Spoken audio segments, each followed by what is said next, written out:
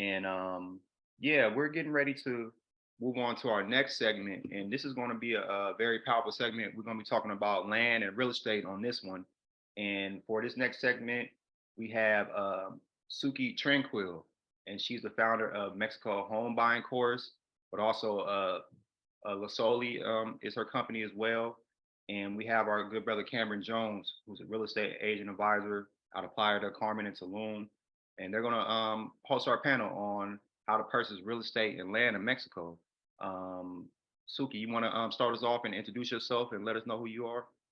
Yes, thank you first off for having me. Thank you, Lisa, for inviting us and inviting us to the family over in your side of Mexico. We out here in Oaxaca tend not to be invited to these things. And so I'm glad to have a small opportunity to present. Thank you so much to Repaired Nation. So I should mention the correct pronunciation for my company is La Soleil. And it is spelled, Soleil is sun, and it's spelled the Creole way because I am a first generation. My parents are Haitian. And so I grew up as a first generation in the United States. And part of the reason that's important is because someone asked me just the other day that I have a hard time leaving. And I really didn't because I was always an immigrant anyway, so I was always treated as a foreigner. So in my entire life, I've always been the foreigner. So coming to another country didn't really change that mindset for me. I'd always looked at what happens in the United States, probably from a standpoint of it's not necessarily something that's happening to me that I can't get out. So it was, so La Soleil, the idea behind La Soleil is that it is the land of the sun. And it is, as my sister Yoli mentioned, yet another co-working, co-living space. And I'm with you in that there is definitely room and space for all. I'm going to keep my presentation short because you guys are brilliant. You all said literally what I would have said. I'm here, you can see my notebook. I was scratching things off. I'm like, oh, she already said that. Okay, we just do that little X. So thank you so much for that. I did want to add, I came to Mexico with my husband and my 3 children. And my sister who talked about, coming with your kids and really thinking about that and how you integrate them in your life. This is outside of the home buying. We'll get to that in a second, is really important. I actually just got a message from my daughter. Quote, mommy, how come every time we're supposed to go out, you're still doing stuff for other people? And I wrote it down here because I was like, I need to write down exactly what this child texted me. And it's real, they have needs as well, when you come. So you're here and you've moved, but you're still someone's mother. If you've got a partner, you still have their needs too. So it's not easy, it's very difficult. And it doesn't, get easier just because you happen to move to a different land. After the euphoria of everyone being so excited here wears off and you're just doing life, real life issues happen irrespective, and you kind of have to be ready for that. I also wanted to mention for my kids, and I think someone, I don't know if it was in the chat or someone else, one of the reasons that my husband and I decided to buy our space, to renovate and ultimately, do our co-working, co-living space was because of the children. And it's a couple of things with the children. First, my space has 4 separate apartments, and I do have a pretty strict policy of 18, you've got to go find your way. However, if you need a space to be and come back, we will definitely not live with each other exactly again. But I have enough space that we can live in the same home together, but we each have our separate spaces. And I was also thinking about my parents. My parents aren't getting any younger, and I do not believe in nursing homes. And I've told my parents, if the time comes for me, if they need someone to take care of them, I will do that, and I have the space for it. So our buying the space was definitely a bigger risk. It was certainly a lot more money than not purchasing the space. But at the same time, when I was thinking about the generation above me and the generation coming after me, I wanted to make sure that there's something we have to pass on to our kids, as well as I can also take care of my parents and honor my parents. So to that end, the Mexico home buying course, which is the first part of what I'll chat with you about, came from just the joyful process of dealing with architects and builders and permits. And, just like someone else said, it's not that my Spanish is decent enough. So I understand Spanish well enough. I didn't understand the language of building as well as I probably should have. And I definitely didn't understand the cultural language. And that is what I was missing. It was just because someone says something, it doesn't mean that's exactly what they mean. And it took me a while to figure that out. And it was a big challenge. And I thought to myself, I need to create something for people so they don't have the same issue. Because as someone else mentioned as well, rent just goes up here. That's everywhere, right? It's not going to stop. It's interesting when people say Mexico's more affordable. When you first get here, it feels like that. It's very affordable. And like my sister said, you're going out to eat a lot. I've stopped doing that so much as well. But it's great. It's fun. Your money goes further. Then you start to get used to the way that you're living, and your mind changes a little bit in terms of just the concept of money. When I first got here, I probably wouldn't have haggled with a taxi driver, for 80 pesos. They would have said 80 pesos to me, and I said, oh yeah, it's all good, it's cool. Now, if I know it's a 60 peso ride, I'm like, yeah, wait a minute. This is 60 pesos. I don't know what you're talking about. I do this all the time. What's the deal? So your mindset in terms of money starts to change, and then you really start to feel the increases. And that, again, was one of the reasons why we said we were going to go ahead and purchase in order to kind of insulate ourselves from those increases. So for us, the financial Mexico life, if you will, is twofold. It is still earning in the United States. So we own a recruiting company out of Charlotte and earning also within Mexico. And and actually I would say, I don't want to speak for all of us here in Oaxaca, but we definitely work collectively, but probably a little bit differently than most people here are speaking about. We are very integrated in our respective Mexican communities, like very. We don't actually live next to each other. We kind of come together once a week at La Cosecha, where everybody is now, to commune, if you will. But we're very, very integrated in our respective Mexican communities. And we give a lot to the communities that we're in. In my own community, I'm part of the urban planning committee. I'm, when we do like different celebrations and things, we're out there putting, the things up on the wall. We're painting the streets. It's a very, like I said, we're kind of integrationists here. And so our collectivism actually looks like collective with the Mexican community that's here versus necessarily being collective with each other. So I only offer that to you as just a thought, that there are several ways to reach that collective mindset and to achieve it. I would say for us here, we have all, generally speaking, we've lived in a bunch of different places, and we kind of came to Oaxaca and we were like, oh my gosh, I'm in love, we're not leaving. And same story with me. And we've seen a lot of people come and go. And once we've determined that we are here essentially for life, we know that the people in our communities are also there, versus expats sometimes that have a tendency to come and go. So when you're talking about investing your time, that's probably why we choose to do that. So I just kind of wanted to put that out to you as another way of collectivism.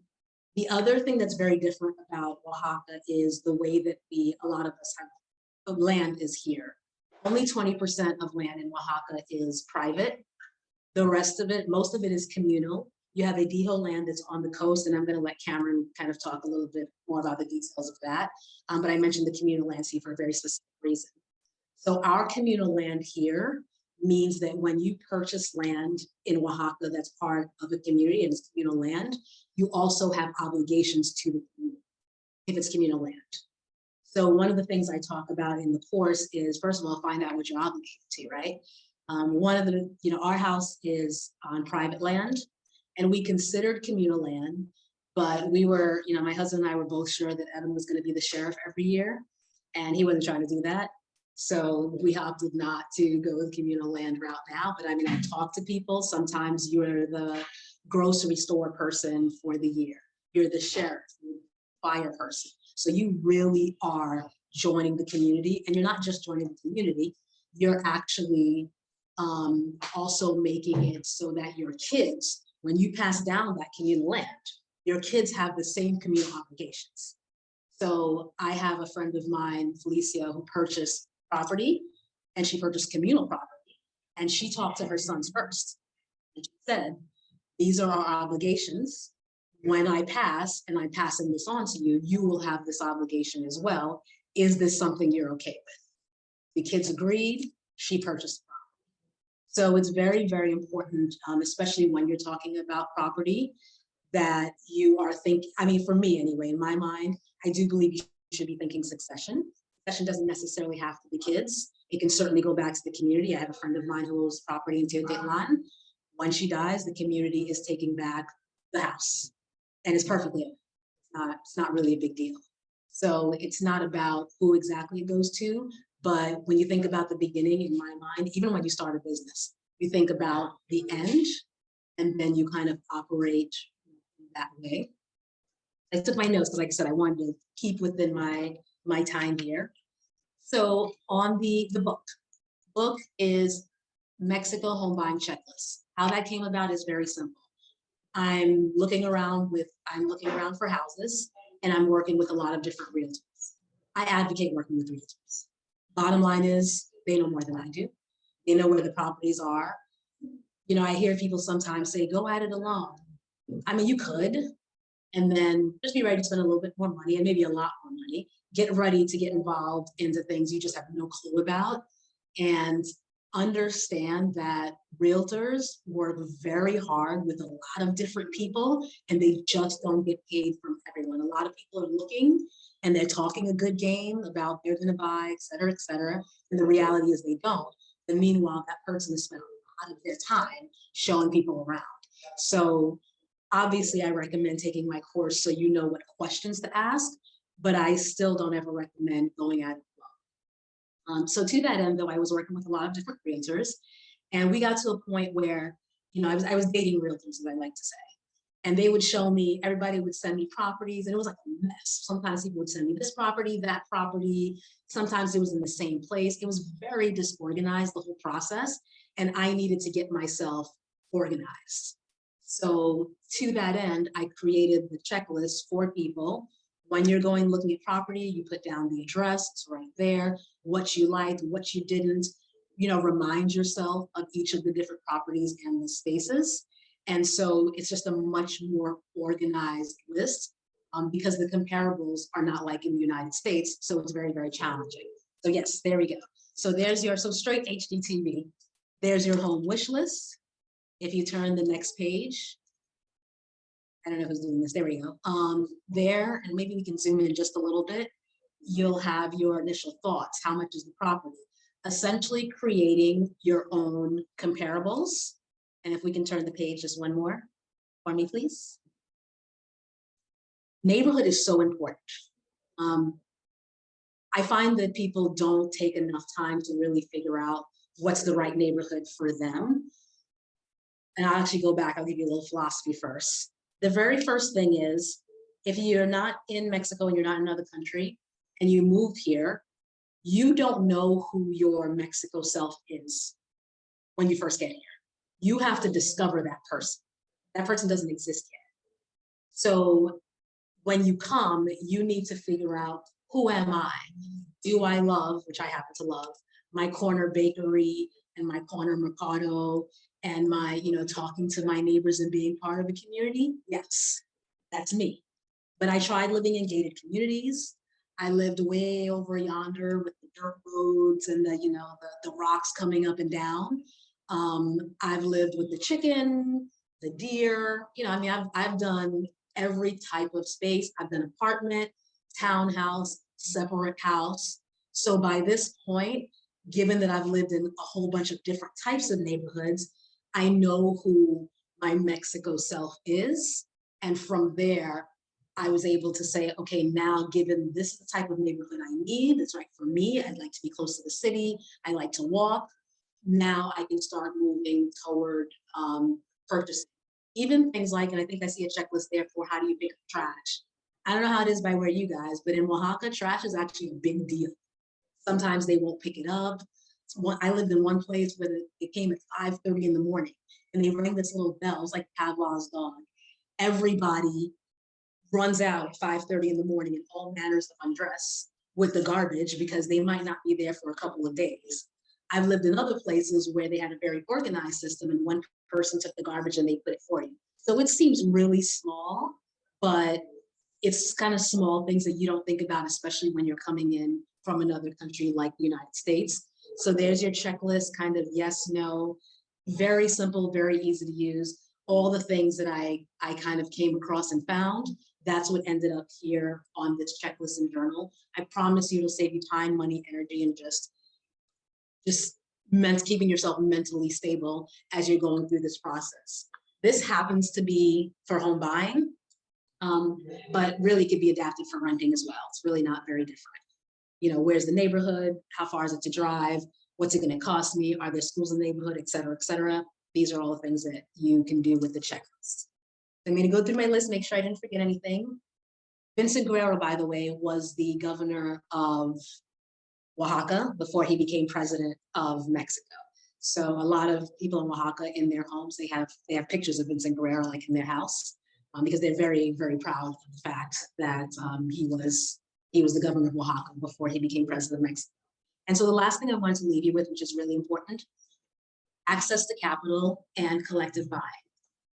What Yoli mentioned about the car is just brilliant in my mind. I have not quite understood just yet, maybe people are doing it, I don't know, why there aren't more people coming together to purchase and, you know, themselves. Like, why pay for a timeshare when you can get 10, 12 people together, you buy the condo, you buy the home, you all agree on your 2-3 weeks, whatever it is, and you rent out if it's your 2-3 weeks, and if it's not, or you go. You know, it's much more affordable coming together. You all have a vested interest in the property. And I'm just surprised that I don't see more of that and more talk of that, because in my mind, it just makes sense. Coming together for something long-term. Obviously, you have to work out the numbers. It probably should be a Mexican business just because you have an issue with succession. But if, people come together with a real plan and a real, like I said, beginning and end. I always do that with business. How we're going to get into the business, how we're going to get out. What happens if I hate you in 5 years? Great. This, you're either going to buy me out or we've got to vote, whatever. But it's really, got you on my 2-minute mark. I think it's important, and I think that's one of the best ways too for us across this country to kind of work together, right? We have a property in PDC, we have a property in Tulum, we have a property in Oaxaca, we have a property in Tijuana.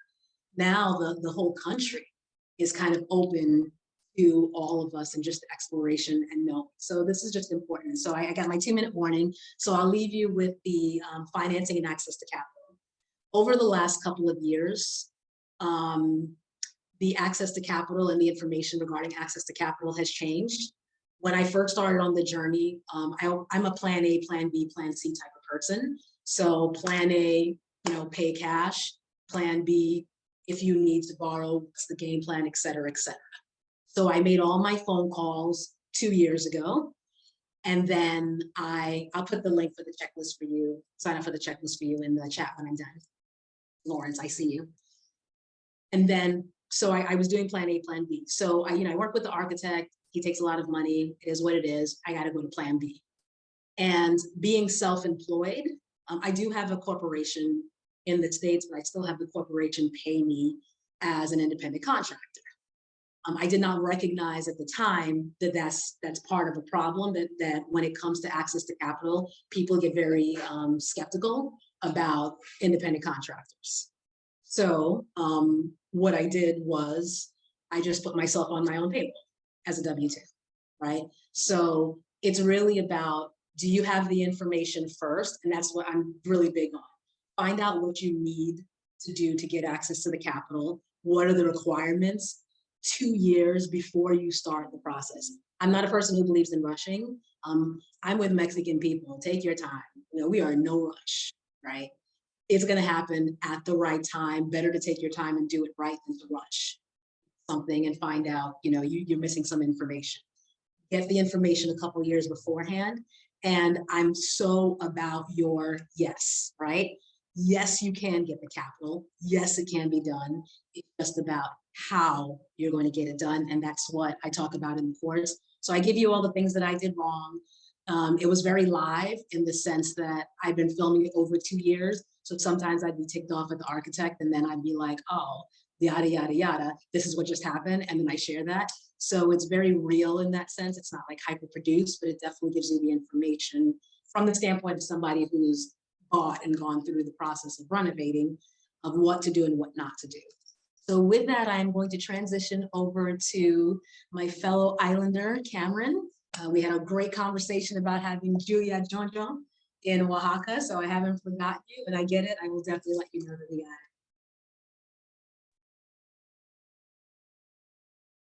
All right, great. Suki, thank you so much.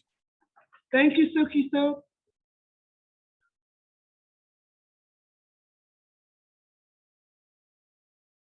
Go ahead, Lisa, sorry. No, it's your turn. Okay, first of all, I just wanted to thank Lisa and Mikhail for inviting me, for having me on this panel. I've learned so much already. I feel like I'm one of the guests. It's been so informative and really looking forward to continuing the connection with everybody. Could you please just load up my slides, please?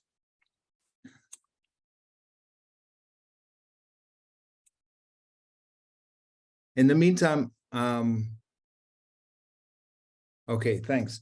In the meantime, I'm just gonna give you a little bit of information about myself. I'm a second generation real estate agent. My mom got started in real estate in Jamaica when a lot of people were leaving Jamaica under the threat of communism and literally leaving the island with a bag, right? And looking to relocate somewhere else. So I wanted to just kind of open up the discussion with this concept of having a home and the importance of having a home and what it means for a lot of different people. And for me, it's something that I don't take very, very lightly. It's a very serious obligation for me, and to be able to assist in people finding their home, the place where they can take their mask off, the place where they can be themselves. And I really appreciate the opportunity to serve people in that way. So again, just to repeat, Suki, a lot of people have kind of mentioned a lot of the information that I was going to be going over, and I don't really want to go over in great detail. So the idea is basically to present some information about investing in Mexico, specifically about purchasing land here in Mexico. Okay, could you go to the first slide, please? All right, so the first thing that we have to really take into consideration, it's what's called the restricted zone here in Mexico.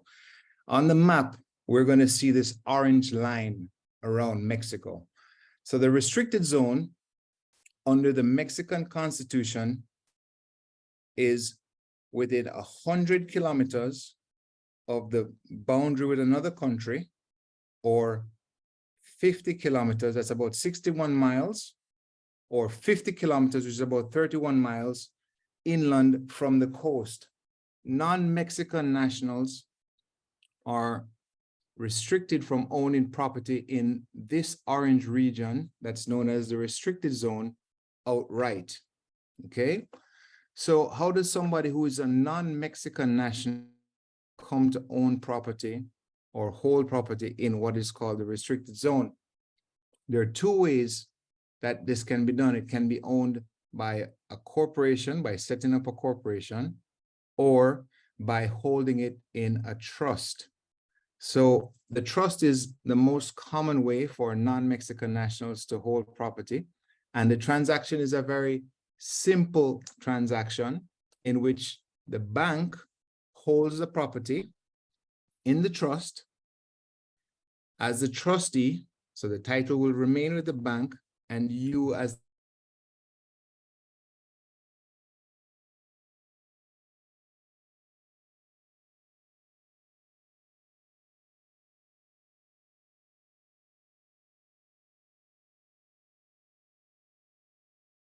most transparent way possible.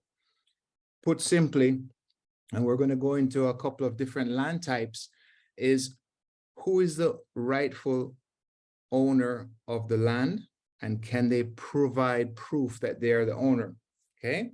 And then the second thing about this is managing of expectations in terms of doing businesses and purchasing property in Mexico.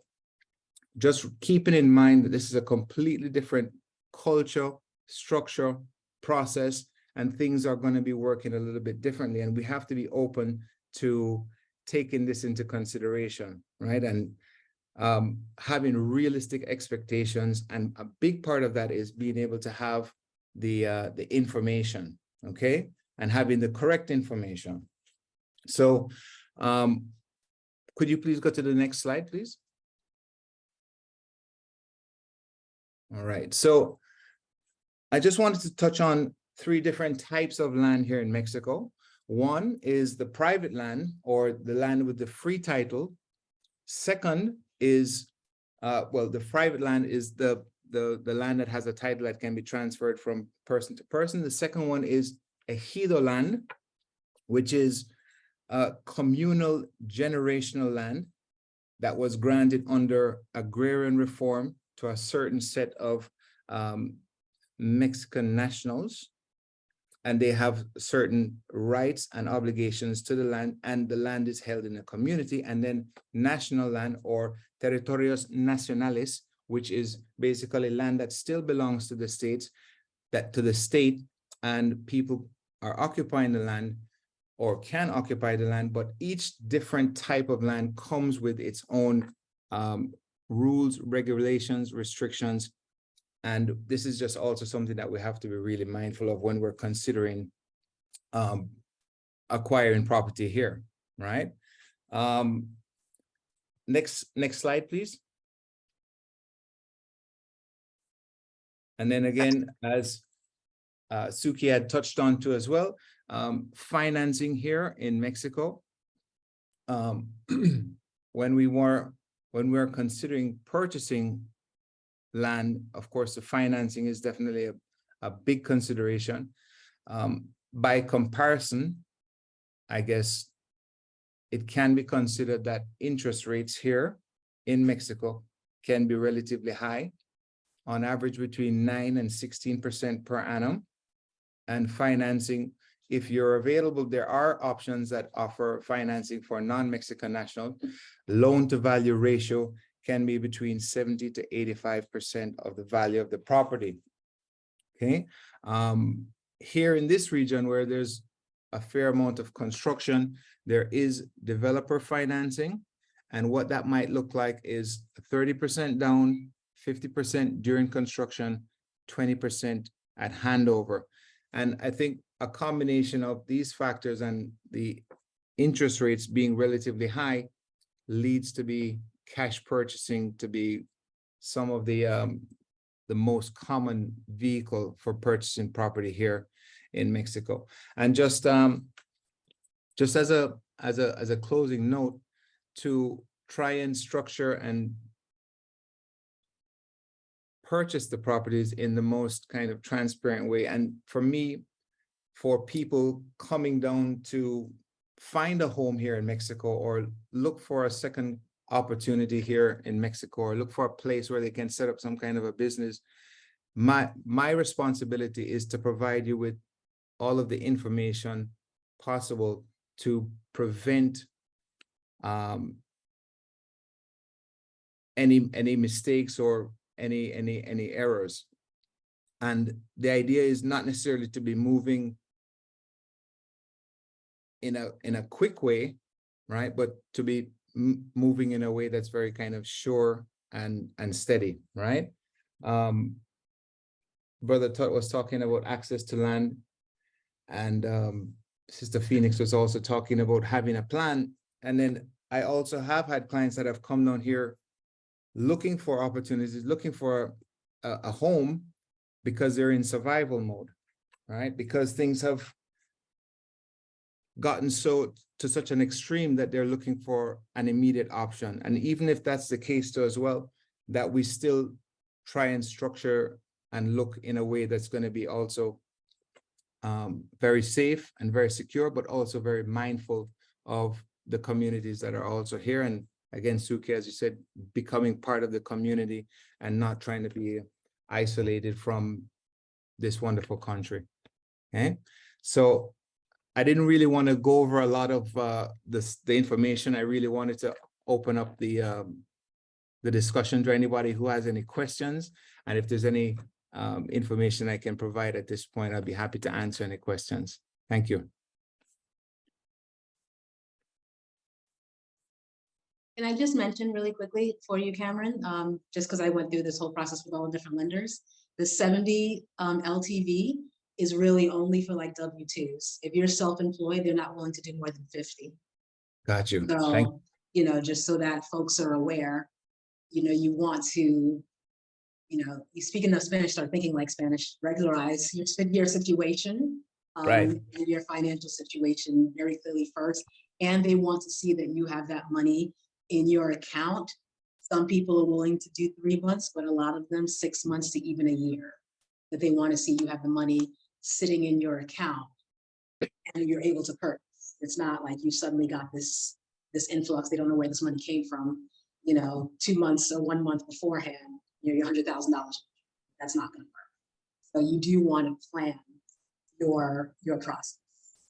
Hey, Suki and Cameron, do we need a U.S. attorney involved if we're from the U.S. and we're trying to buy property over here and we want to use our LLC or to put the land under our corporation at home? You can use your LLC. You can also form a Mexican corporation. My recommendation is that you're going to be using a Mexican closing attorney that's working with a Mexican notary that knows the layout of the land, just to make sure that you're structuring the purchase and the transaction in a way that's congruent with the state, because even you'll have federal taxes that vary by different municipalities. So closing costs, for example, in Tulum are different than in Playa del Carmen, just because the municipality is set up and structured differently and they have different costs associated with the closings, right? And there's also property, if you're purchasing property that's on the beachfront, there's also a maritime tax that also has to be paid. So there's a lot to be said about working with somebody who is a local professional when you're looking to structure these deals. I'm staying away from the beachfront property. Hey, how are we doing on time, you guys? We have a question though, just one, well, two actually, but I think we should answer. Identifying reliable property management. This is such a good question because I spend probably 3 or 4 episodes on my course talking about how to build your team. So the short version, at least in my mind, is it is your team that you're working with for the property management, and you have to understand what you mean. Are you looking for someone to manage the property, or are you looking for someone to manage the people that you have on your property? Because that can be 2 separate people. In my case, it's I have an actual property manager, literally for the property, the tinaco, cistern, anything that goes wrong. And then I have a concierge person who talks to and deals with guests, right? And they're just totally different personalities, totally different skill sets. And it's very much who you know, very much a again, in your community. So that's why I stress personally, really getting to know your community, because it's in the community that you're going to find that those reliable people. Trying to do it from afar, in my mind, is too big of a challenge. But I'll let you, Cameron. Yes, thanks. I definitely recommend personal recommendation or referrals from proven companies and individuals, because there's a lot of construction, especially in this region right now. So there's a lot of services that are coming online to offer this demand for property management, right? I mean, I think in Tulum alone, over the next 3.5 years, the urban development plan is to increase the inventory by over 4,000 rooms. So this is a lot of services that are going to be created, and as a result, you have new companies that are starting up, and it's a huge opportunity, and people are just getting into the game. And of course, that's going to bring with its own caveats, that people just coming to the region, just getting started, trying to take advantage of an opportunity. And of course, you know, it's not going to be perfect, right? And I mean, even property managers that have a long list of clients, they also have their faults as well. I think the biggest misconception, and I guess we get back to managing of expectations, is this idea of set it and forget it, right? It's a hands-on, you have to be on top of it. It doesn't mean that you're the one that's actually changing the light bulbs and servicing the air conditioner or whatever have you, but it definitely means that you have to be involved in your property management. And like Suki said, you know, asking the correct questions and being upfront about what are the deliverables and who's responsible for what.